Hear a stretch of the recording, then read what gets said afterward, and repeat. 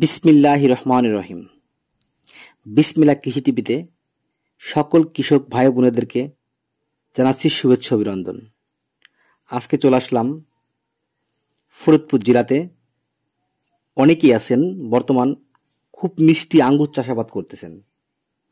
এই আঙ্গুর চাষাবাদে আজকে আপনাদেরকে বলে দেব এই আঙ্গুর চাষাবাদ করতে হলে গাছের কিভাবে যত্ন নিতে হয়, কি পরিমাণে মাটিতে অনুখাবার দিতে হয়, আর আঙ্গুর যখন ফুল শেষে আসে, আঙ্গুর যখন বড় থেকে একদম ছোট থেকে বড় পর্যন্ত পাকা পর্যন্ত কি রোগ বালাই দেখা দেয়, এই বিষয় নিয়ে আপনাদের সাথে আলোচনা করব।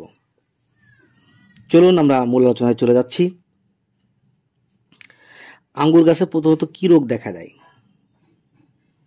আঙ্গুরে দেখবেন আপনার ডোগার পাতা প্রথমে আক্রমণ হয়ে থাকে। যেমন আমি যদি আপনাদেরকে একটু খুলে বলি, সাইটোকিন রোগ হয়ে থাকে। এটা আপনি কি দেখলে বুঝবেন? কিভাবে বুঝবেন এই রোগটা? পাতাগুলো হলুদ হয়ে যায়, পাতা ও গাছ ক্ষতবিক্ষত হয়ে যায়, ফলও হলুদ রং হয়ে যায়, দাগ দেখা যায়। আক্রমণ গাছের ফল ছোট হয়ে যায়, ফল ঝরে পড়ে যায়, পরিমাণ কমে যায় সাইজে, ফল স্বাদ পৃথক রকম হয়ে যায়, অন্যরকম হয়ে যায়। এবং দেখবেন গাছের পাতাগুলো হলুদ প্রকৃতি হয়ে যাবে, পাশাপাশি গাছের বৃদ্ধি কমে যাবে।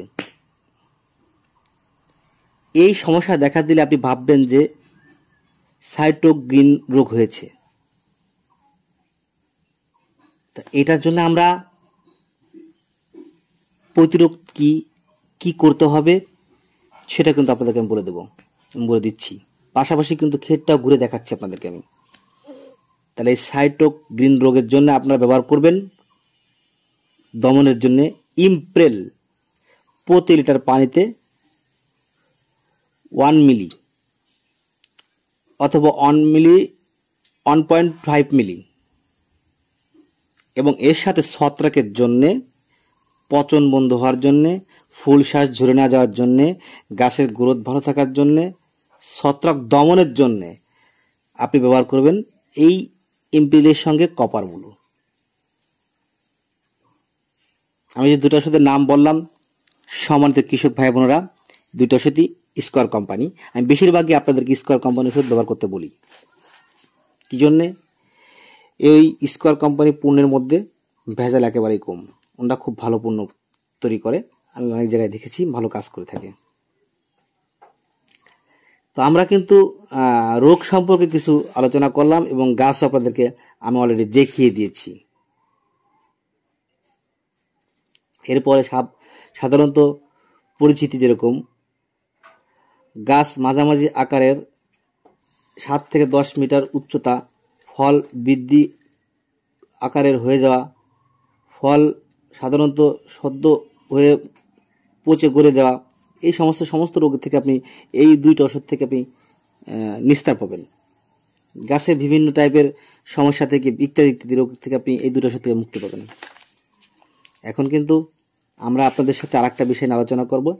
সেটা হলো আমরা মাটিতে বিভিন্ন টাইপের অনুখাবার দিয়ে থাকি।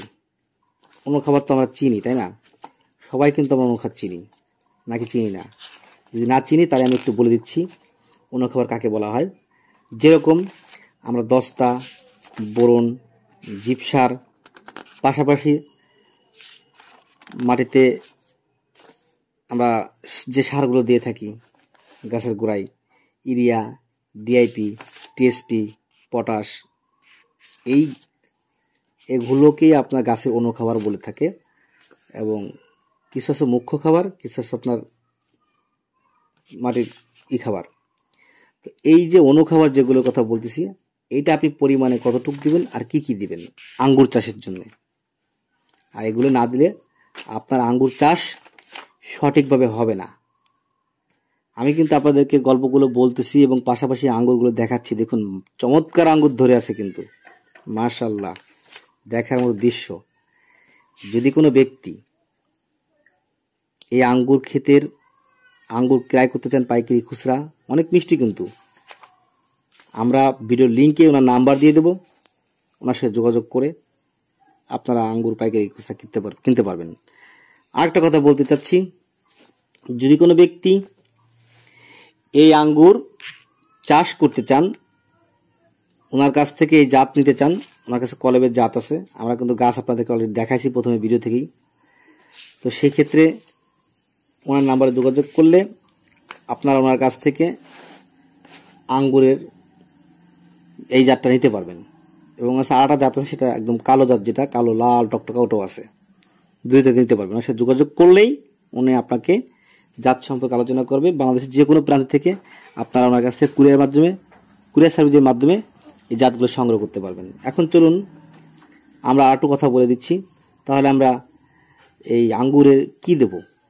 সাধারণত আঙ্গুরের গাছের জন্য যে জিনিসগুলো খুব দরকার হয়, দস্তাটা, স্কয়ার কোম্পানির দস্তার নামটা হলো আপনার ঝিলমনু, এবং জিপসারটা, স্কয়ার কোম্পানির জিপসারটার নামটা হলো আপনার গ্রিন ক্যাল, এবং সালফার যেটাকে বলা হয় ম্যাগনেসিয়াম সালফার, স্কয়ার কোম্পানির নাম হলো ম্যাট্রিক্স। তো আমরা এটা পরিমাণ যদি বলতে যাই, সারের পরিমাণ প্রতি গাছের প্রতি, সেটা বলে দিতেছি আমি, এবং এই দস্তা বর্ণের কথা বলে দিচ্ছি। সারের যদি কথা বলি, গোবর সার এবং ইউরিয়া এবং টিএসপি, এমএপি, গ্রিন ক্যাল যে জিপ সার, ওইটা, ঝিলমনু দস্তা, স্কয়ার বোরনটাও লাগবে। টোটালে এটা কতটুকু পরিমাণ দিতে হবে রোপণের জন্য, গাছের 1 বছর পর অথবা 6 মাস পর অথবা 3 মাস পরে লাগানোর পরে দিতে পারবেন। তা পরিমাণ আমি বলতেছি, গোবর দিবেন আপনি 20 কেজি, ইউরিয়া দিবেন হলো মাত্র 250 গ্রাম, টিএসপি দিবেন হলো আপনি 100 গ্রাম, এমএপি দিবেন 100 গ্রাম, এবং গ্রিন ক্যাল জিপসার দিবেন 100 গ্রাম, ঝিলমনু দিবেন 10 গ্রাম, স্কয়ার বোরন দিবেন 5 গ্রামের মতো। এটা হলো একটা গাছের গোড়ায় দেওয়ার কথা বলতেছি আমরা টোটালে। এর থেকে যদি পরিমাণ একটু বেশি হয় তাহলে কোনো সমস্যা নাই, কোনো ক্ষতি নাই, দিতে পারবেন।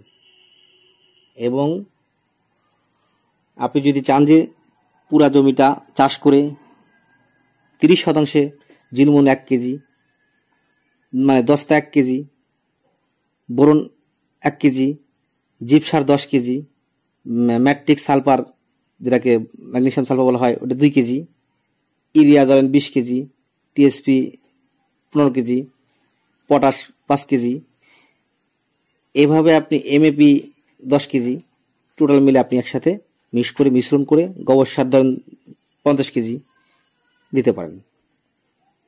তাহলে